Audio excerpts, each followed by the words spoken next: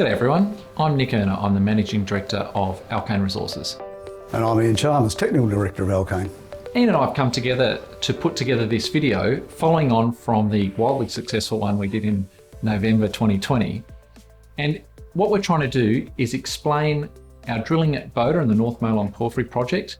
Since we put out that video in November 2020, we've had, I think, 3 releases, and we want to put it in context for you. So I'll start with a question to you, Ian. The results we put out on Monday, early May 2021, can you tell us about those results and how does that shape our understanding of Boda now? Sure. So those results really were from the program that we had in place for the last 4 or 5 months, which was designed to both test the dimensions of the high-grade zone we'd intersected in hole 7 and hole 31, but also to keep stepping out the broad mineralised alteration zone that makes up the Boda 2 system. Yeah, and so can you tell me what's our understanding dimensionally of what we've got at the moment? So, because if people are looking at the screen, they can see we've got this a lot more drilling density up there in the top under where we've got the word Boda written. So we've clearly got drill holes, but that are intersecting at various amounts below the surface. What can you tell us about that? Okay, so the 2 things. The whole system now, from Boda down to Boda 2, is probably 1.2 kilometres. So it's an extensive system.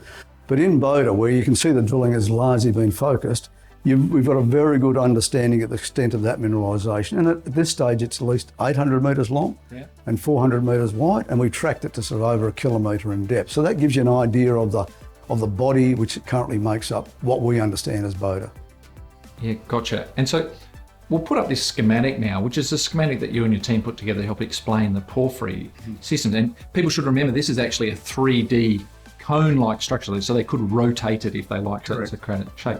So which parts of this have we intercepted, and what is it that makes us think that we're in those particular pits? Okay, so let's just focus on Boda, where most information is this stage. We're basically looking at the upper part of a large system, a large alteration zone. So we're at the top end, one of those little red thin things you can see there, which is a monzonite intrusive. Yep. And that intrusive generates this broad alteration zone that goes potassic and then goes out to propylitic. And within that, the metallisation is zoned. So you get pyrite gold on the outside coming in, and the more copper as you're coming towards the centre. So Boda is probably halfway between the magma, that pinkish unit at the bottom, to the ground surface, about halfway up. And so, as well as that, we also put out this schematic showing the recent drilling we put out at Kaiser earlier in 2021, and then all the way down through to Boda 2, where we had some results in early May 21 have gone out. What's going on between Boda and Kaiser? How do they link together? What does that mean as a system? Yeah, look, right now we have no information. We've got magnetics, sure, but we've got no information. There's no outcrop on the surface there. There's a bit of a creek and there's transported soil. What we do know is that the Boda system is open at its north end. It just doesn't stop. It looks as though it continues. And the same with Kaiser. We've drilled Kaiser towards the south. So we've got a gap now of over 1 kilometre where there is no information. Yep. And the plan in the short term, the next 2 or 3 months, is to take an RC rig in there, drill that zone to see if we demonstrate continuity of the mineralisation, continuity of the alteration, and then decide if there are other targets within that. And typically how deep might we drill the RC?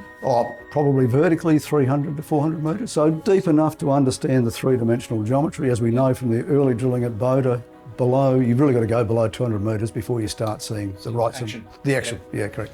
And so also we look at, now at the people look at the bottom of the screen, they'll see Boda 2, Boda 3.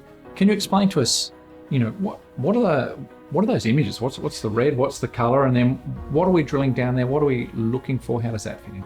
Yep. So that image is magnetics. So they're magnetic material. Now, magnetic material doesn't necessarily mean mineralisation. What it tends to mean is more likely to be monzonite intrusive bodies. So they're your heat engines. They're the things that drive the mineralisation. Boda 2 target was a geophysical target, an induced polarisation target. And we really knew nothing about it, so we thought we should drill it to 2 or 3 holes and have a look at what it is. What we found there was very interesting. Different from Boda, so it's a subtle difference, but we look as though we're higher in the system and we're getting this broad alteration zone with pyrite and gold, and we have very little copper to date. So it means that somewhere at depth below where we've drilled, we may start seeing the potassic-rich copper zone. So if I go back to our cartoon schematic, could I describe it to our shareholders as being Boda sits higher up towards the surface, but Boda 2, we think, similar structures, but further down with a higher degree of cover over the top. Yeah, that's probably a reasonable description. You tend to see it more, I guess, telescoped. So the reality is that Boda is probably lower in that diagram, and Boda 2 is higher. So we've got to drill deeper at Boda 2 to get into that core. Yeah, okay. So I like describing these things as what you see in a kettle. When they start boiling the water, you get the sort of work, the water sort of circulates. And what we think we're seeing are a number of hydrothermal cells, and those cells change along strike. So we've got a Boda cell, then a Boda 2 cell, hopefully a Boda 3 cell, and then a Kaiser cell. So these are all important parts of understanding the geometry and where you should go to get the higher grades. So the one system, but not one big, long, continuous blob, discrete. That's what we think currently. Yeah. That might change. To be confirmed. I know, if we drill another 2 or 3 holes, you never know, it might probably change. And so I guess segueing from to be confirmed, if we put up now a schematic of the broader region, you can see there we've got our whole exploration tenement package there. Mm-hmm. Can you talk us through, I guess, the immediate future, but then out through to the end of the year? And before I get you to answer that, I think it's important for our shareholders to understand, Ian and I now view this as a continuous program. So we're budgeting that we're going to keep a drill presence there, increasing our knowledge going forward, except we'll have phase by phase of drilling programs. But effectively, people should consider that we're drilling there continually. So, Ian? Yeah, so like the short term, the goal is to really still focus in on Boda to understand the three-dimensional geometry of that high-grade zone, because that's effectively going to drive the broader economics of the project. So up and down strike and... Along strike, under deep, and also shallow. If you look at the last section we published, we've got no information above about 400 metres vertical depth, and there's no reason to say that breccia doesn't continue to the surface. So that we need to understand that. Yep. At Boda 2, we need to go into that system, go further to the south and say, is this showing a potassic core? Is the potassic core mineralised with copper? Boda 3, another 300 or 400 metres south again. Be great if that's another cell and we're getting the same sort of knowledge there. So that's in the Boda area. Kaiser will continue to what we talked about, the program. And then far up to the northwest, at the top left hand of the diagram, there's a target there we call Murga. Now so that's near the Finns Crossing box. We're in the Finns Crossing tenement.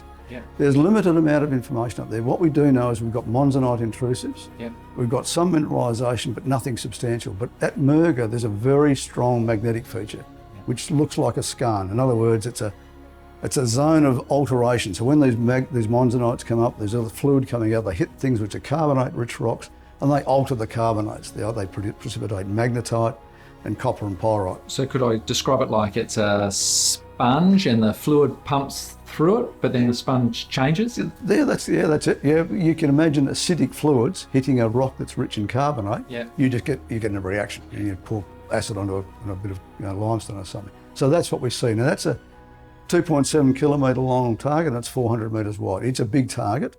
We have no information on it, so the idea is to run a series of air core traverses across it to see if we generate some geochemical anomaly. We'll find out exactly what's going on. Correct.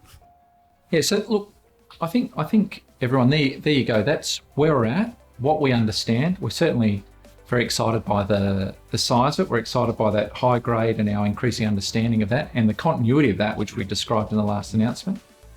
We're pretty confident there's things going on at Kaiser and Boda 2 to understand that will enhance the size of the system, and we're starting to spread our wings regionally as well. So next set of results, by my calculations, probably in early July, given the time it takes to cut core and get it processed? Yeah, sure. Just to put it back into picture, it takes probably 2 weeks to drill a kilometre deep hole, so obviously longer to get. It then takes us another 2 to 3 weeks to log that core and cut it for sampling purposes. And then we talk about another 4 weeks or so in the laboratory. So you're talking about from the time you drill a hole, 6 weeks before you start seeing results. So we try to put them in groups rather than just one hole at a time. Yeah. It's better if you put out multiple results so you can get a better understanding of what's going on. Yeah. So fantastic. So results coming in that area and across the package generally. And Ian and I will look to come back with more exciting videos such as this when we feel that something needs explaining and contextualising. So thanks for watching. Thanks for your time. Yeah, thank you. Thanks, mate.